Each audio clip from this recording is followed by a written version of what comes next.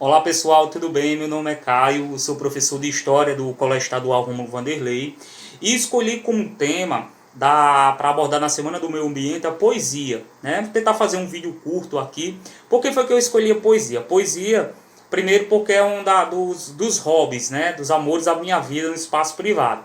E segundo porque a poesia é uma ferramenta literária que vem sendo muito utilizada e não é de agora para abordar a questão do meio ambiente, né? A poesia ela se desbrava aí em temas como a questão da natureza, a questão do avanço desordenado das cidades e seu efeito nocivo sobre a natureza, a relação entre homem, sociedade e meio ambiente, a própria questão do desenvolvimento sustentável, que é uma pauta muito atual, né? A questão das populações indígenas afetadas por esses avanços, isso é sua própria relação com o meio ambiente, os movimentos sociais rurais. Então, assim, a gente tem uma infinidade de temas que é tratado pela literatura poética, né?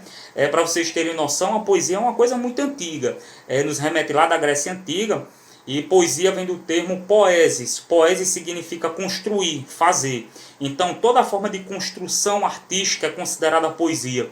Isso é um fato que a gente confunde bastante com poemas, né? Que estão interligados, mas são conceitos completamente diferentes. A poesia é qualquer forma de construção artística voltada para a pintura, para a música, para o cinema, para a própria literatura, né? E o poema é uma dessas formas de representação artística. Mas, enfim, aqui no Brasil, o meio ambiente ele é retratado, né? Ele é retratado nas poesias lá desde o século XIX, quando logo após a independência do Brasil, surgiu um movimento literário chamado romantismo, e o romantismo buscava elementos para construir uma identidade nacional, né? Esse espírito de pertencimento ao país. E um dos elementos que ajudou a construir essa identidade nacional foi justamente a natureza. Tem um poeta, né, que é um dos fundadores do romantismo brasileiro, que tem uma poesia famosíssima que ele fez quando estava exilado em Portugal. Ele viajou a Portugal uma vez para estudo e outra vez para o tratamento de uma doença. E quando ele estava lá, ele construiu uma poesia chamada Canções de Exílio. O nome dele era Gonçalves Dias.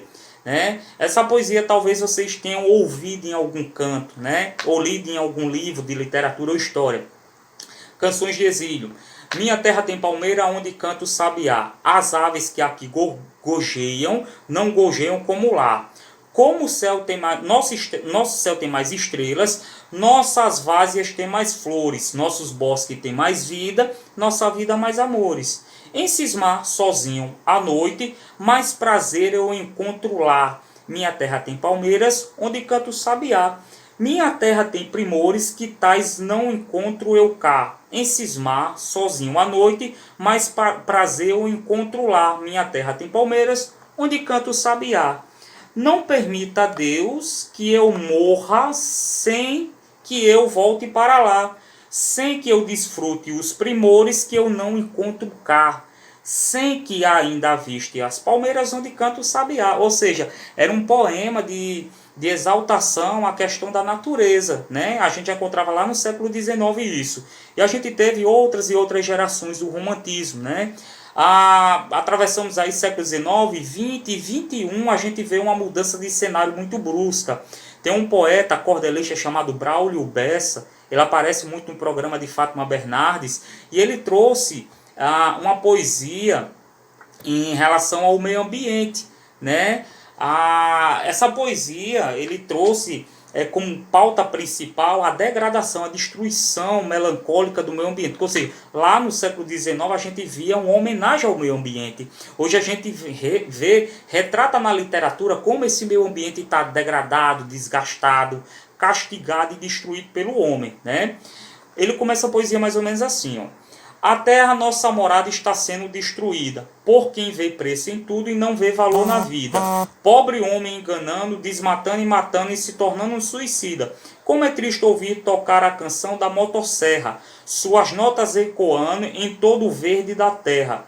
E se isso não acabar, todo bicho vai virar refugiado de guerra, obrigados a deixar o habitat natural, fugindo de um predador ganancioso e mortal. Esse poema ele é bem maior, mas devido ao tempo, eu só falei um pequeno trecho dele. Essa é a minha participação, certo? Um grande abraço para vocês, que tornamos a pauta de defesa do meio ambiente um bem necessário para todos nós. Vamos lá lutar todos os dias para preservar o nosso habitat natural. Um beijo em vocês, gente. Boa noite.